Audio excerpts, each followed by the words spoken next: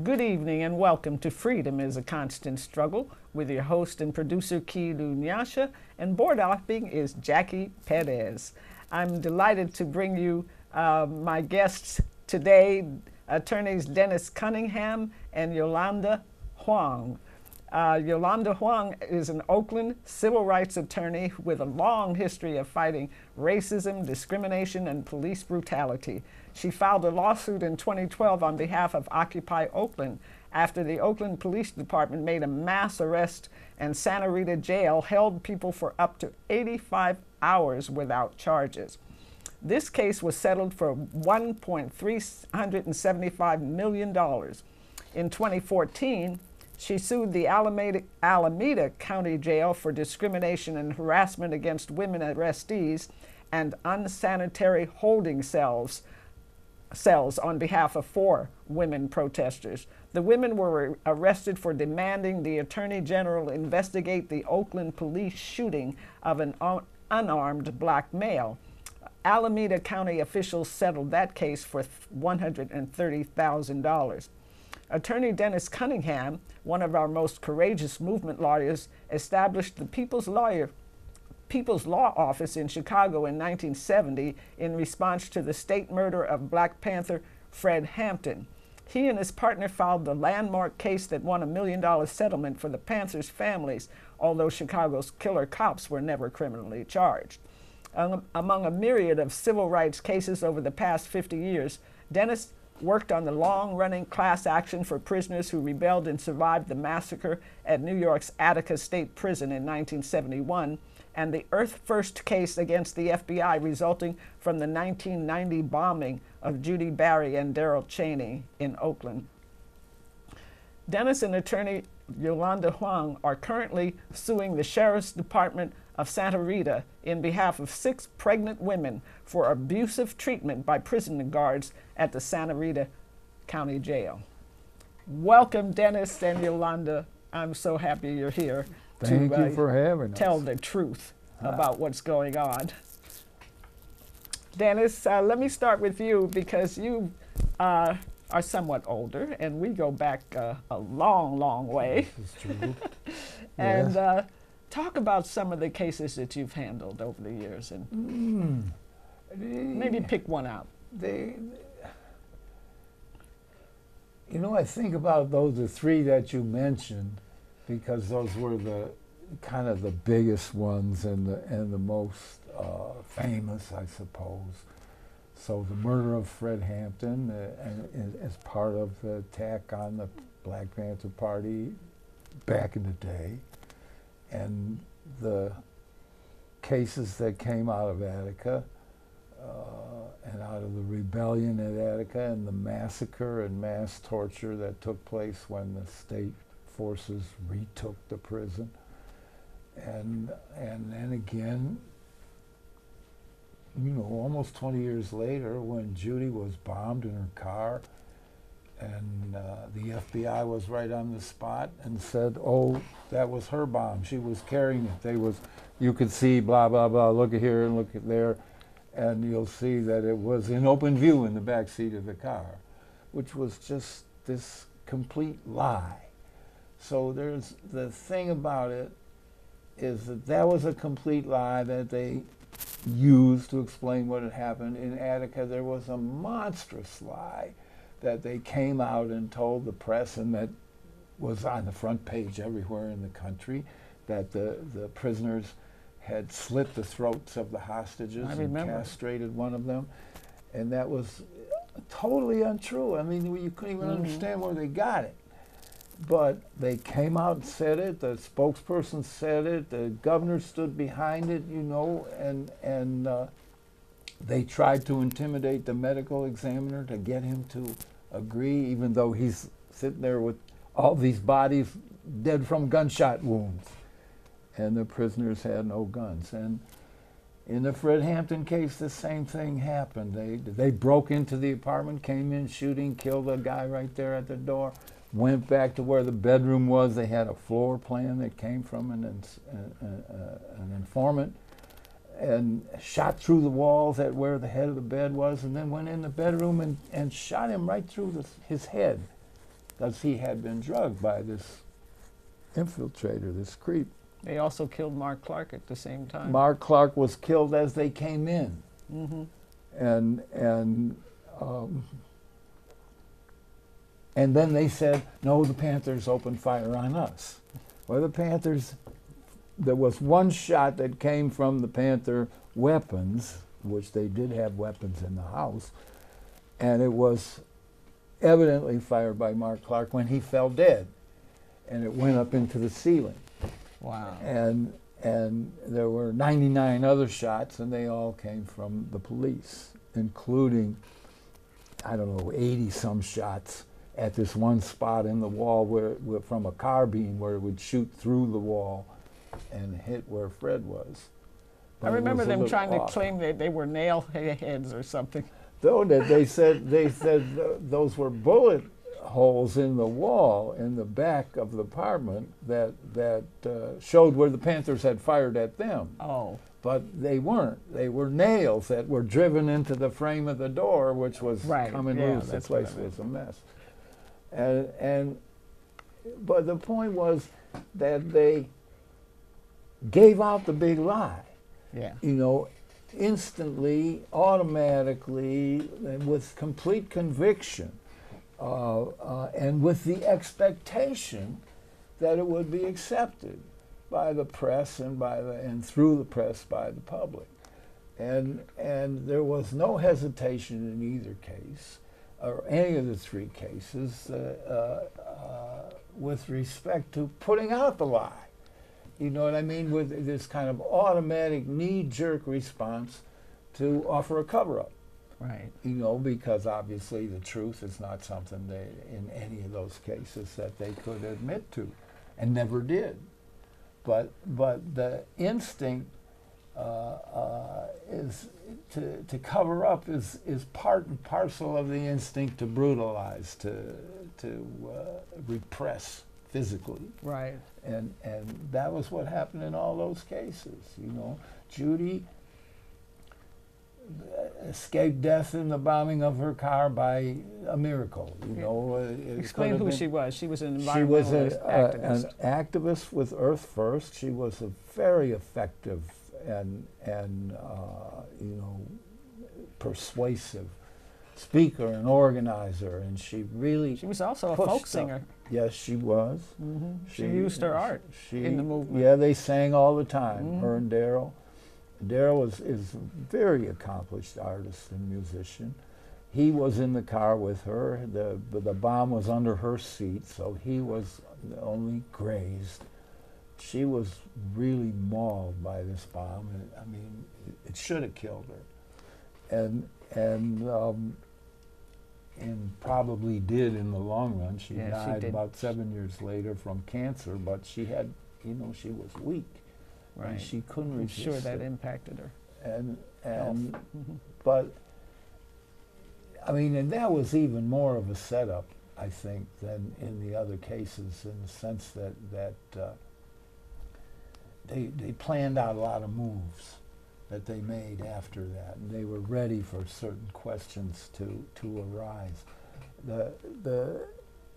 Did they ever own up to it, or they just settled? No, they paid. We That's got what they do. A jury verdict against them for $4.4 million, which was pretty good, and ultimately they paid. You know, we had an attorney's fees claim. We had to give up and got the regular money, but the standard of denial and cover-up and the just kind of knee-jerk, automatic rejection of any kind of criticism, let alone an accusation that something is wrong. It's the same thing we're running into in Santa Rita. Right. You know, we're just getting papers today. Absolutely across the board deny everything all the prisoners told us. Right. The kitchen is filthy. There's mice in there. They leave you outside in the cold. They do this, they do that. Oh, no, we don't. Oh, the kitchen is spotless. Oh, everything is totally sanitary and you know, and they're full of you know, they're miffed like that anyone would suggest that there was any substandard. They should get an Academy Award. Yeah, well, but it's a thing. It's such a deep thing. The official urge and instinct to cover up. Right. You know, to never. I mean, I've been doing police cases, Kilo, for 50 years. I know. And I know lawyers all over the country that do cases against the cops. And I've never heard of a case where a cop admitted he was wrong. Ever? Ever. Wow. Any cop in any situation. Wow. It's that bad. I once had a case where the city lawyer came and he said, no, that guy's full of it. We're going to pay. But the guy didn't say it. I hear you. You know. Yolanda? Well, let's talk about the Santa Rita case that you and Dennis are handling now. Well, I think that in Santa Rita, it's interesting listening to Dennis's take on it, because what has happened in Santa Rita is we are not the first to realize that these conditions exist, that women are abused, that they're mistreated, that they are treated as second-class citizens of prisoners, which is a pretty terrible situation. But Santa Rita has been sued before. They were sued in the 80s. And they agreed to all these changes and settlements. And as soon as the settlement is over and the gates are closed and no one is looking in, then no one knows what's going on inside. And they definitely, the women who are inside don't know. They don't know what their rights are. There are no rule books. They don't have access to any copies of policies. And so now we have 4 decades later, you have the same or very similar situation. And that's what's unconscionable, that they knew it was wrong in the 80s, they agreed to fix it, and they didn't fix it, and it's still going on. Right. And I think that when you're talking about accountability and government money, then there is a duty, a responsibility to use those dollars wisely. And the budget for the sheriff of Alameda County, we just learned yesterday, is like $420 million a year. 400 million? It's huge. Oh my goodness. And at the same time, in the Where's last, it going? we don't know. We don't know where the money goes. And Well, it certainly because isn't of taking care of the prisoners. It's not. Because of realignment, the population in Santa Rita has gone down, but their budget has increased by 10% in the last 10 years, or some huge amount. It used to be like 3 1/4, it's now 420. This is taxpayer money. This is taxpayer money. Yes. And prisoners are being charged for everything. They are nickeled and dimed for everything. An example, if you're sick and you put in a request for medical, you're dinged $3, all right? And you haven't got any money. You haven't got any money. And even if you don't see the doctor, you're charged $3. Now, what they don't tell you is, if you qualify for Medi-Cal, Medi-Cal will pay that copay. But they don't tell the prisoners that. They just take it off their books. Oh. So this is a way of keeping poor people really under your thumb, and then people are afraid to ask for medical care because they don't have the $3. Okay, now talking about medical care, there was a recent case of a pregnant woman who practically lost her baby because of the horrendous conditions. Talk about that. The way I got this case was, women have been calling me for a while and saying, you know, the way they treat women is wrong, that we don't get the same services as men, we don't get the same classes. The classes women get are parenting, baking, you know, and this kind of stuff. This is what women should learn. They don't get very many other classes. They haven't even come out of the 40s and 50s yet. Right. And they don't get the same access to jobs, so that they don't get out of their cells as much, and they're treated more harshly. So that, for example, when women are eating, the guards will tell them where to sit, so you can't even choose who to sit next to when you're eating your meal, and they don't allow them to talk while they're eating your meal. If you talk while you're eating the meal, the guard will punish everybody by taking privileges away. So you can't even say, Sharing food. You can't share food because you can't talk to each other. Forget about having some real conversation, right? So the men aren't treated like this, but the women are, all right? So they've been calling me and telling me this. But I think what pushed them over the edge of wanting to really make a change in the system was last year, when women complain, the guards treat them as whiners, and they don't want to hear about it, so they take them and they put them into solitary confinement. All right, you want to complain, you're going to go into solitary confinement. And there was a woman who was very pregnant. She was 8 or 9 months pregnant. And she was saying, I have back pain. So they had her examined and said, oh, you're not in labor, it's fake labor. And she says, I have back pain. And the women who saw her said she was in so much pain, she was on her hands and knees, because that's what labor is like. Well, they took her and they put her into solitary confinement. They shut the door, and she screamed for hours. And everybody in the pod could hear her screaming, and the guards ignored her, even though the rules say they're supposed to check on her every 30 minutes. She eventually gave birth alone on a concrete floor in solitary confinement, and the guards didn't come to her until they heard the baby, right? Oh The story is gosh. she had to cut the umbilical cord with her teeth, Jesus. okay? So the women are in the cell are understandably The baby very. survived? The baby survived. They're upset. I would They be had to upset. rush her to the hospital. So they started calling me and saying, you know, you need to know this, you need to go on this. And then they're telling me that for women who are in the first trimester, there's pressure to abort. This is when you're vulnerable. They want you to make an appointment and don't carry this Well, baby we to should term. be able to write to the right-wing Congress and tell them about that. They should have a That's true. a stuff fit.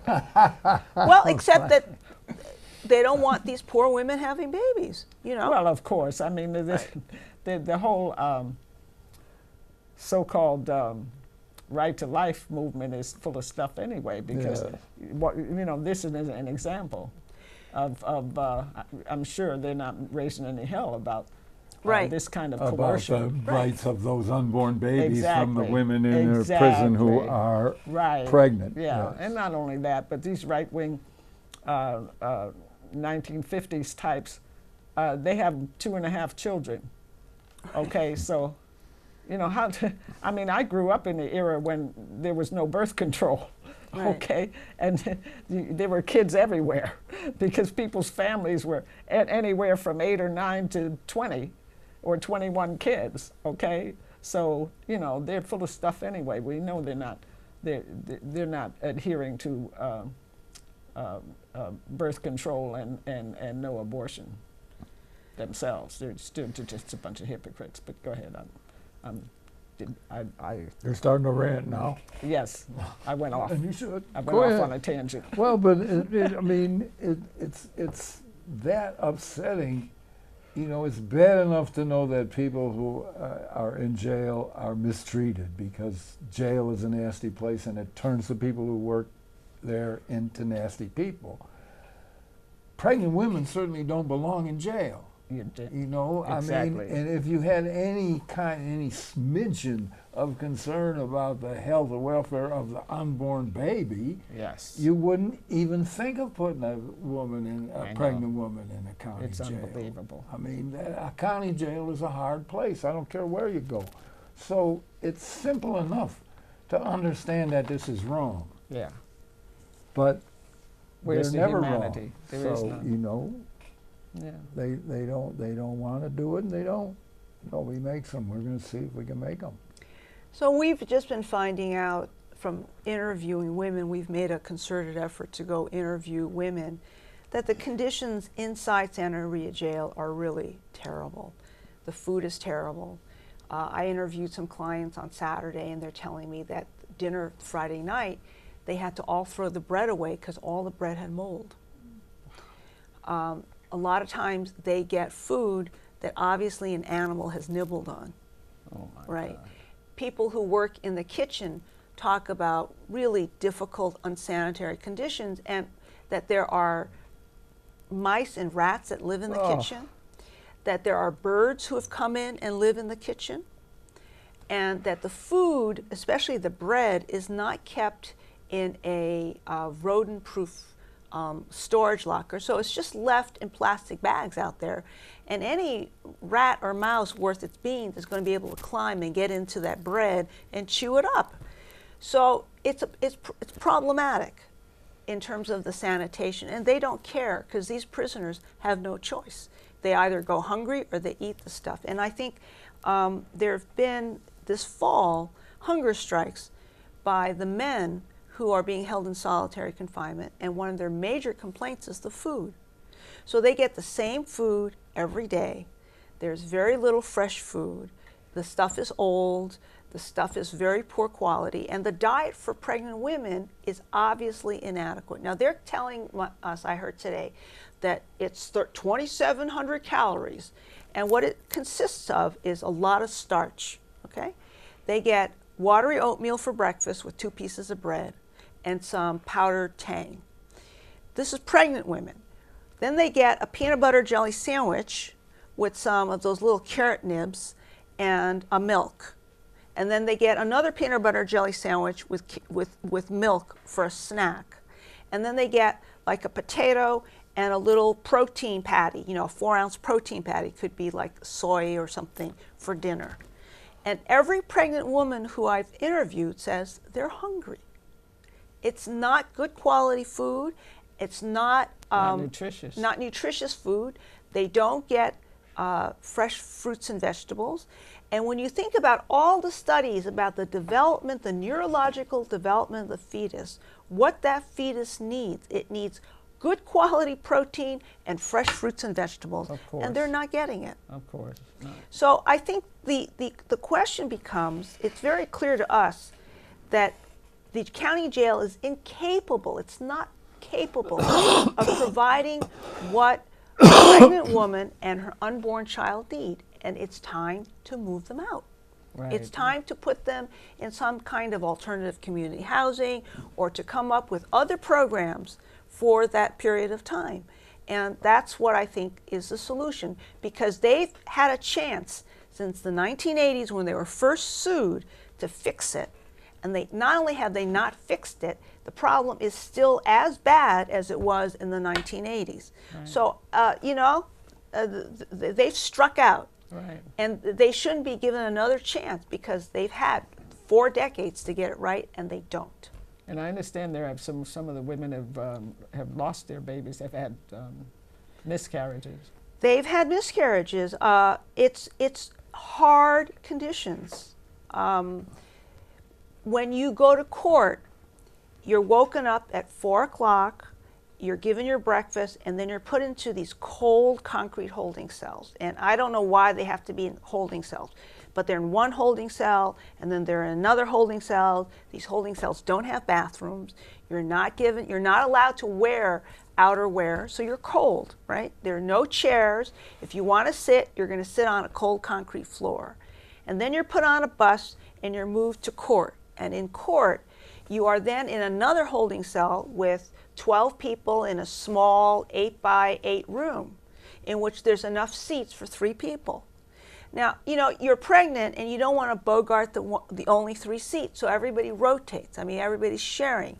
So you're there for hours and hours while court happens, and you have your 30 seconds in court, and then you go back into this holding cell, and you are there all day. So you're sitting or lying on a cold concrete floor all day. Oh. And then you go back and you're put back into another holding cell at the jail, right? And when you're there, they process the men first. So you get back to jail about 4:30, 5 o'clock, and you could be there for another 3 hours before the women are processed and allowed to go back to their cell where you can lie down. And one of our plaintiffs, Christina Zepeda, that's what happened to her. And then a few days after that, she miscarried. It's a delicate period of time. Of course. And when you are required to undergo this kind of abuse and stress, this is what happens. Mm-hmm. Stress. What could be worse for the unborn child than that kind of stress? Not knowing what's going to happen from one minute to the next, and being hungry, and they wake them up the medical care program they have for pregnant women involves taking their vital signs at 3 in the morning. So they wake them up in the middle of the night every night to take their blood pressure. Well, that reminds me of the hunger strikers. The way they're retaliating against the prisoners who went on hunger strike is that they're doing this round-the-clock, wake them up every 30 minutes kind of thing. So they're depriving them of sleep now. And sleep deprivation is terrible. It's really terrible to be clang banging and hearing all those noises. And it's torture. Hostile guards waking you up every half hour. It's torture. It is. Okay, so this is what's going on in the jails and well, prisons. It's torture. Absolutely. They're denying it. And this is exactly what Dennis is saying. You know, they're telling us everything is wonderful. Everything is fine. Everybody's happy. The food is great. You know, they're getting all these services. And then the question becomes, why would women jeopardize themselves by coming out and saying how bad the situation is? Because the reason why it hasn't come out in many decades is these women who are in custody are at the complete mercy of the guards.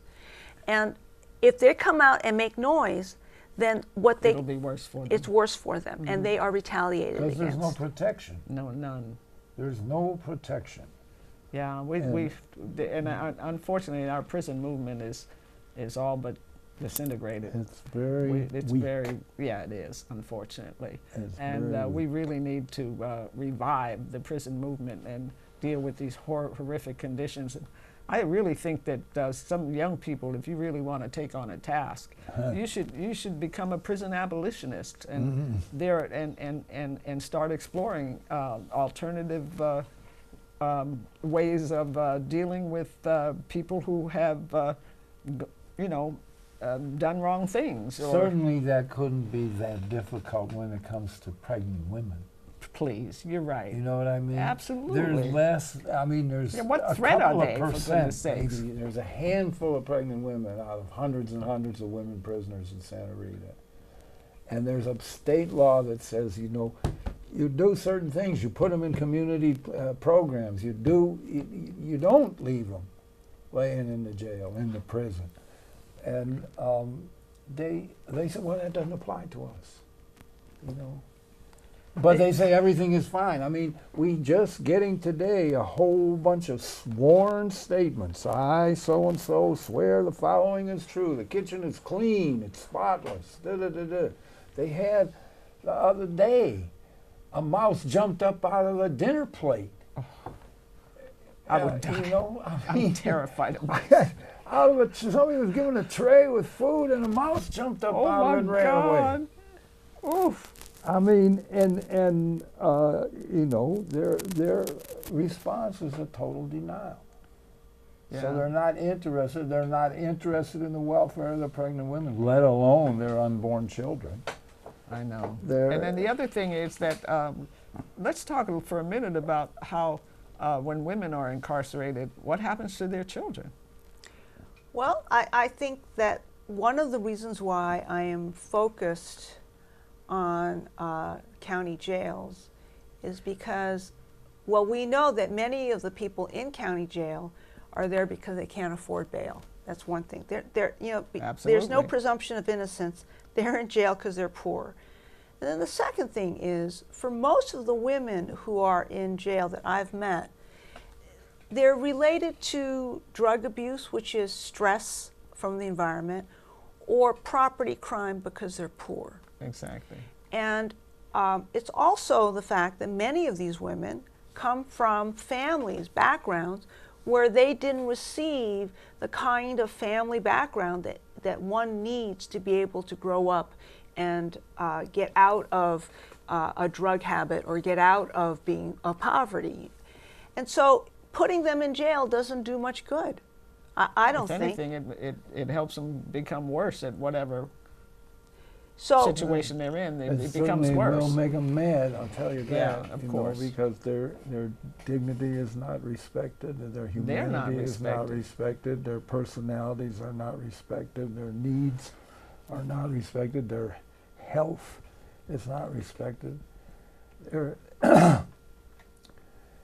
And they don't go in with a whole lot of self-respect to begin with. No, they got problems. That's Yes. why they're in there. Yes, and so when You they know? come out, they're going to have even less. But people that work in jails and prisons tend to think that people are sent there to be punished, to be made to suffer. We're so punitive. You know, as opposed to the actual notion is we put them in there as the punishment. That's the punishment. You're in there. You're not in there to be messed with and made to feel miserable or crappy about yourself, or and let alone beat up or starved or Right. I mean, these two women that were pressing for a medical visit. They put them outside.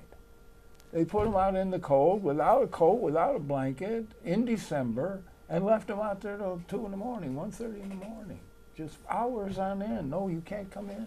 Because they asked for medical? Because they made a nuisance of themselves Trying to get by medical asking care. for anything. Oh.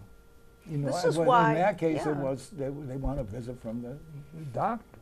It's an insidious situation, because if you ask for your rights, you're a nuisance. And that was that lawsuit that I filed on behalf of the 4 women, because they're protesters and they were arrested, and when they got into jail, the deputies were angry at them because they were protesting police violence. And so they immediately told these women, you have no rights in jail. Well, one of them was a lawyer who had been arrested during this protest, and she thought, I know my rights, right?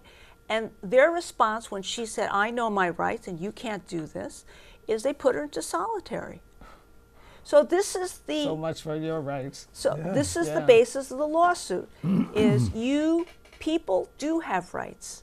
And your job is not to abuse people. Your job is simply to incarcerate them. And that's not what's happening. What we're seeing is that because the jail is such a terrible place to work, the people who work there, the deputies, the sheriff deputies, think their job is to dehumanize people. And by being a person who dehumanizes another person, they become dehumanized. Yeah. They've lost their humanity. They have lost their humanity. They forfeit it. They Yeah. give it up because they succumb to the temptation to abuse someone who can't do anything about it. Exactly. You know what I mean? Yeah, Let's apparently face it, that- in the human world, the big oppress the small, the old oppress the young, the powerful oppress the weak. You got to make allowances for that. You got to pretend that you understand that halfway if you're going to run an institution where people are kept in custody without them being constantly abused. Nobody does anything about that.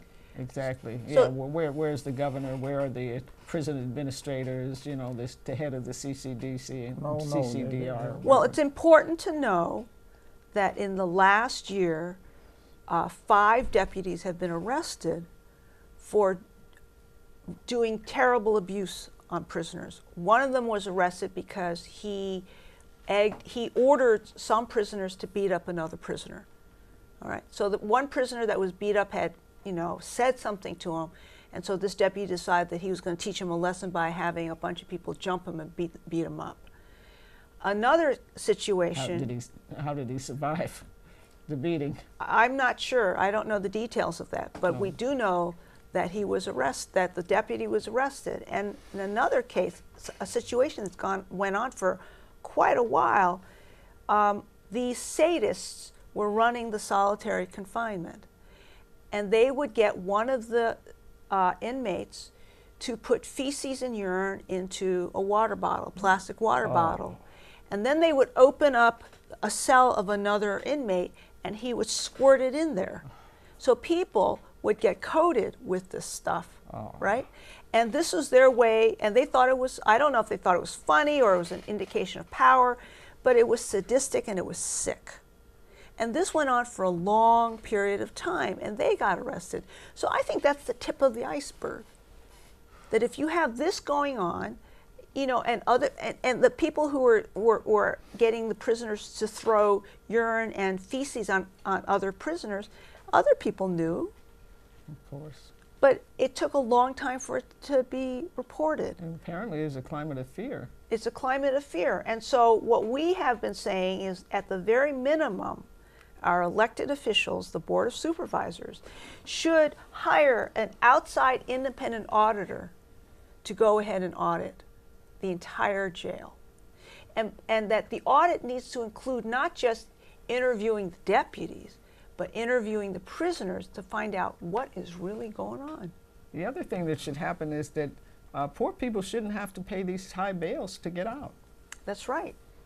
You know, That's right. if they haven't, if they're entitled to a trial, if they're innocent until proven guilty, which is, they should be treated like the wealthy people are treated. All they have to do is write a check, and then they never see the inside of a jail. So, I mean, it seems to me that poor people, there should be some kind of a fund, a legal fund set up for bail for poor people, because it's just so unfair. We should get rid of bail. Well, that's a better idea. Right. Well, there's a movement toward getting rid of bail, that people should be allowed out and they shouldn't be held in jail, because when they have a high bail, a lot of it is based upon the district attorney overcharging. So, for example, if you go into a clothing store and you steal something, that's a theft. But let's say the guard comes after you and you push him a little bit, then you have a robbery, an armed robbery with violence, and that's a felony strike. Okay? They use that to get people to plea. Because if you exercise your constitutional right to go to trial and you go down, then you're looking at state prison time with a strike. So it's this overcharging allows them to set a high bail and to also pressure people into copying a plea rather than challenging the charge. And that's one of the tactics for mass incarceration. Yeah, and then of course there's once they cop a plea, then they wind up with whatever on their records, and then when they try to get a job, they've got this record following them around. It's worse than that. Once you cop a plea, you do less time, but you're placed on 5 years probation. That's 5 years probation is standard in Alameda County. And then you can be arrested and picked up for anything, because part of what probation says, you're supposed to obey all laws, okay?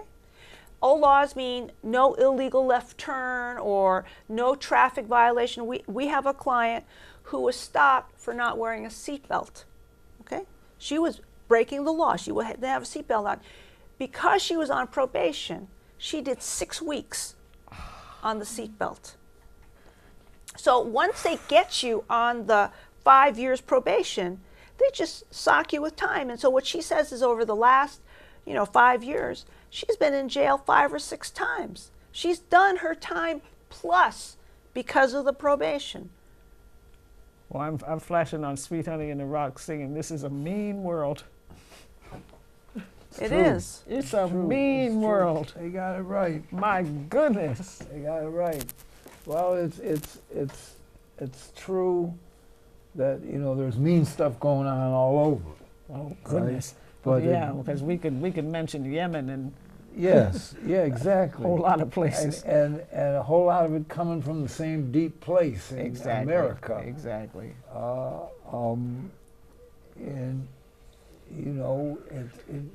you can only shake your head given the reality of mass incarceration, all the people that are in prison now, all that is not done to accommodate their humanity in any prison anywhere. I mean, I think there are places in San Francisco, to a certain degree, as maybe one, where it's that the pressure of that across-the-board nastiness is relieved a little bit, where there's a sense that we have to give ground here, or we have to, provide certain minimal kind of service and support for people. I mean, all it takes is someone who can understand who they're dealing with. Right. Well, no, San Francisco, we say, thank you, Jeff Adachi. That's true. Thank you, Jeff Adachi. He's Yeah, an elected public I have a lot of defender, respect for and him. he stands up and fights for every one of his clients. Exactly. Yeah. But that doesn't exist everywhere else. I know. He's Anywhere. And he's if, rare. if we He's had a probably Jeff the only Adachi, elected public defender in California. right? All Yeah, the he's rest the of them only are elected appointed one that I have any by, respect for. There are no others. Oh, okay. All Is the that others why? are appointed. Right. So, I think there should be elected public defenders in the other 51 counties. We would have somebody who is more accountable. I heard that. But that's not what happened. Well, since we're getting close to running out of time, we've got about 12 minutes left. But I wanted to, since the mass incarceration system disproportionately incarcerates black and brown folks, you've been active with the Black Lives Matter. You want to talk about your association with Black Lives Matter? I understand you've been taking cases pro bono up in Stockton. I've been associated with Black Lives Matter in Stockton, which was formed by two mothers of men who were killed by unarmed black men who were killed by Stockton police, and that's Dion Smith and Denise Friday, and they've been incredible women. And in working with the Black Lives Matter Stockton, it's clear that it's not just the police that are the problem, but after Black Lives Matter in Stockton was formed, the district attorney of San Joaquin County, which is the county that Stockton is in, had a skit on Halloween in 2016 in their office. So this was a sponsored official party in which some staff, including attorneys, dressed up as Snow White and the Seven Dwarfs, in which Snow White, was snorting coke, pretending to snort coke, and they held up a sign that said, "Dwarf Lives Matter." And it seems to me that people became upset. Black Lives Matter became upset and said, well, you guys are obviously racist, and you obviously have hostility toward us, Black Lives Matter. So it shows you how deep the prejudice and the problem runs. And the district attorney's response is, well, it was just a joke. You guys can't take a joke. And so what we're trying to say in Stockton is that all the cases that the district attorney has filed against Black Lives Matter, they should be removed from the case. That the attorney general should come in and prosecute this, because everyone who's prosecuted is entitled and due in California to a fair and impartial prosecution. And you can't have a fair and impartial prosecution when the prosecutor's office is performing skits demeaning the whole purpose of Black Lives Matter. And so that's what we're fighting in Stockton. We're fighting not just police shootings, but we're also fighting the sort of deep racism that exists in government there. And practically everywhere. And everywhere, yeah. And everywhere else. And unfortunately, this particular cabinet, this particular fascist 45, has unleashed racism in such a way that people feel empowered to, express their racism blatantly now. Yep. Everywhere. Yep. It's showing its ugly face. Yep. And I think that people have to be much more woke. They have to be very conscious, and I think we have to begin to really look after one another and get in the sharing, caring mode, because we've got some serious enemies now, especially people of color and our allies. We've got some serious enemies, and Dennis, you know about enemies because you may appear to be a white guy, but you've been with us for so long, defending black folks and brown folks for so long that you are targeted yourself. Well, it's, big time. On levels they don't make any distinctions, right? And a certain of who they go after. They don't, do they? No, but it's. I mean, it wouldn't be right to not notice or include the fact that there is there's a new level of resistance. There's a new level of fight back. There's a new level of rejection of the the status quo, and of what's laid down by the authorities as the way things are supposed to be. Exactly. I mean, this lunatic they put in charge of the Environmental Protection Association is clearly, so deeply committed to wrecking any effort at all that might be made by anyone on any level to try and save us all by protecting the environment, that you have to conclude the man is crazy. I mean, that's a crazy, I call it unhinged, insane, sustainable point of view, except if you're completely oblivious and completely powerful. Everybody has to do what you think and be afraid of you. He's firing all kind of people. Other people leave, they can't stand it. And I mean, that was never a revolutionary group doing the EPA, but that he and the government behind him would attack the clean air and the clean water, and it's astounding. Yeah, it is, and to call climate change a Chinese hoax is absolutely it's astounding. It's ridiculous. That level of ignorance, coupled with that level of power and authority over just really scary. What happens to other people and what happens to them and their children,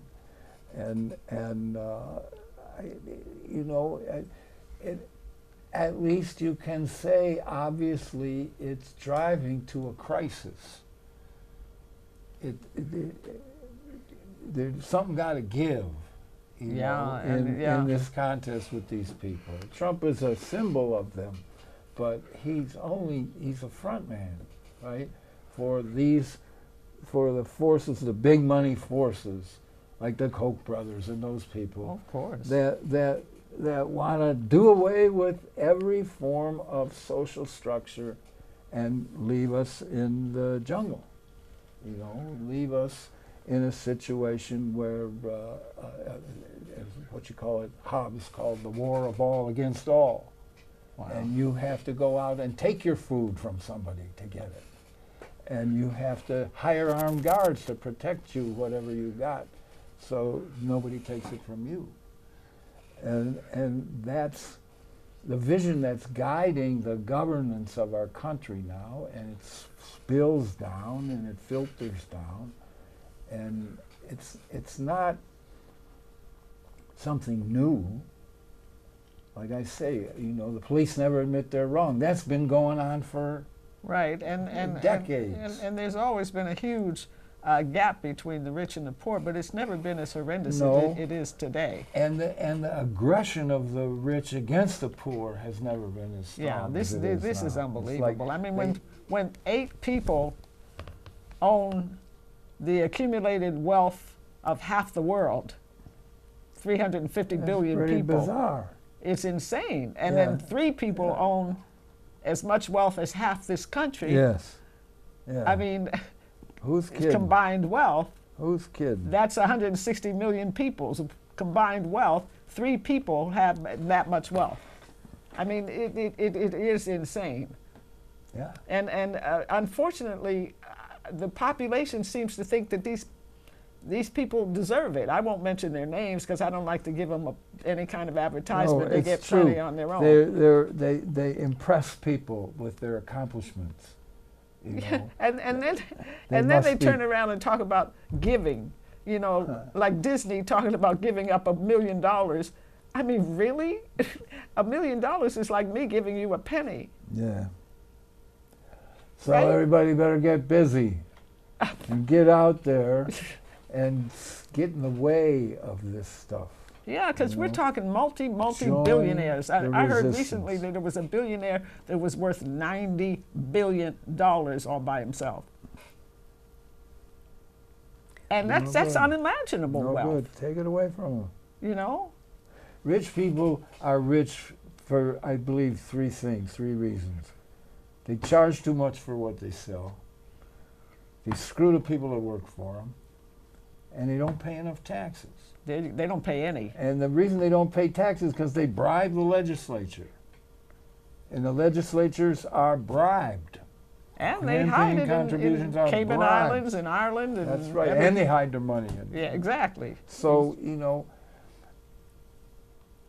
the trouble with the We got 2 United minutes. States is that people worship rich people. Exactly. It's When like are we going to they're stop? gods. There's a fraction of 1% of the population, and we're the 99%, and yet we tolerate We this let it go on and on this- and on. this multi-billionaire cabinet. On and Okay. on and on. If you talk too much against them, they put you in their jail. Yeah, the last time I checked, there were 14. They were. The cabinet was worth $14 billion. I Okay. hadn't seen that, yeah. Okay, Yeah. in the cabinet. Okay. There were Now people- the turnover is so high that may have changed. Right. Okay, probably changed a little bit since I saw that figure. But Dennis Cunningham, thank you so much. Any last words? Because we have only about a minute and a half left. I'm going to leave them up to my partner here. You Thank you pronounce so it much, that way. Dennis I'm Cunningham. glad to be here The again, people's Kayla, lawyer. for sure. Thank you. I think people should take heart in the fact that there is as much energy in the community as there is, and I feel that. I feel that people don't know the right answer, but there's a lot of energy. There's young people doing it, and they're all doing it in their own different way, and I think that that's what's really positive, because as long as we continue, it's not gonna. It will change. Exactly, it will. It will. Thank you so much, Yolanda Huang. I'm sorry. And thank you, Jackie Perez, for board upping. Thank you for tuning in to Freedom is a Constant Struggle. I'm Kilu Nyasha, and tune in on March 15th for our next episode, and we'll have Diana Block and others talking about prison conditions again. And there's a lot to talk about. Yeah, just never stop. I Just know. keep on. All power to the people, free all political prisoners, venceremos.